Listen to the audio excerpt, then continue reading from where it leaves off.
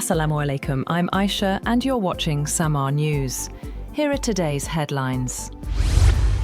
Benjamin Netanyahu has said that Israel has rejected US President Donald Trump's Board of Peace 15-point plan for Gaza and will not withdraw until Hamas fully disarms. Trump announced last month that there had been a breakthrough in his plan to end the war, which both Israel and Hamas agreed to last year and which started with the ceasefire. Former US President Joe Biden's prostate cancer has spread beyond his bones and is very painful. Biden's son, Hunter, said in an interview with the BBC that the cancer had metastasized into his father's bones and further. He said it's very debilitating in many respects. Biden revealed in May 2025, less than 4 months after he left the White House, that he had been diagnosed with an aggressive form of prostate cancer, saying at the time that it had spread to his bones. Iran has ruled out the start of direct negotiations with the United States until Washington stops what Tehran describes as violations of the June 2026 Islamabad Memorandum of Understanding. Iranian Foreign Minister Abbas Araghchi said there are currently no direct talks between Tehran and Washington, with communication limited to messages exchanged through mediators as efforts continue to find a way back to negotiations. He said mediators are continuing their efforts to establish conditions that could eventually allow the negotiation process to resume. Iran and Oman are close to reaching an agreement on a temporary shipping corridor through the Strait of Hormuz, but Tehran has made clear that the deal alone will not reopen the strategically vital waterway. Iranian Foreign Minister Abbas Araghchi said negotiations with Oman were very close to an agreement, while Iranian security officials insisted that reopening the strait depends on separate conditions that must be accepted by the United States. Araghchi said Iran no longer accepts the previous shipping traffic separation system and is discussing an interim route with Oman.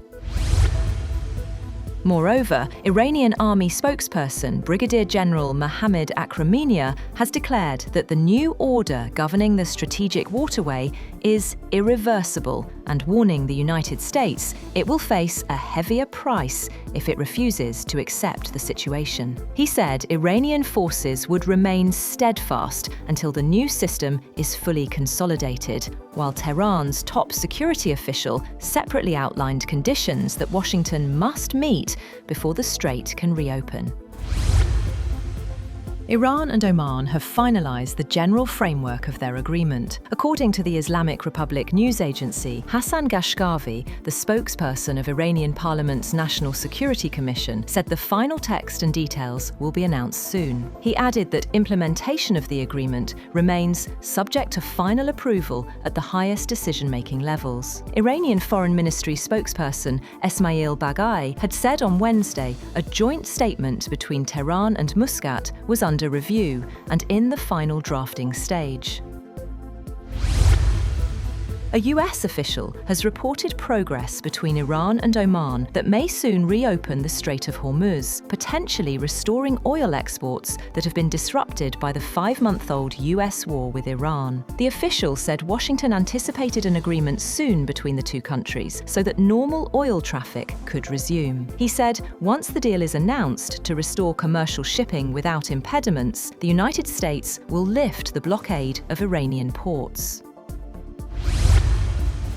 US President Donald Trump says he expects the war with Iran to end pretty soon, expressing confidence that Tehran cannot sustain the conflict much longer. Speaking at the White House, Trump said negotiations were progressing and suggested a resolution could come soon as diplomatic efforts continue over reopening the Strait of Hormuz. Trump also rejected reports of US ammunition shortages, saying the military has massive amounts of ammunition, while acknowledging supplies of some weapons are tighter. He added that US defense companies are expanding production of Patriot and Tomahawk missiles.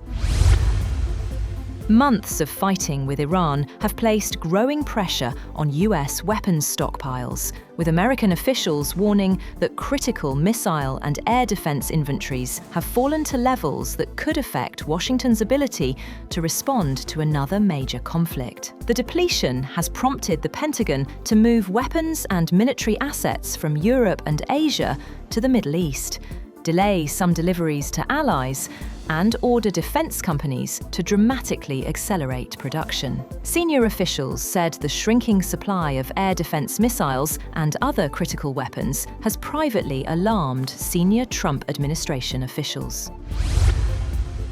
Yemen's Houthis have said they attacked Saudi Aramco's Jazan refinery 2 days after the kingdom signed a defense pact with Turkey and Pakistan. The Saudi Energy Ministry said a fire had broken out at the refinery that was later extinguished, without saying what caused the fire. It said the relevant authorities were completing procedures to deal with the incident. No injuries were reported. Military spokespersons said the Houthis targeted the refinery with a drone. That's all for now. For more updates, visit www.samaa.tv. Thank you for watching SAMAA News.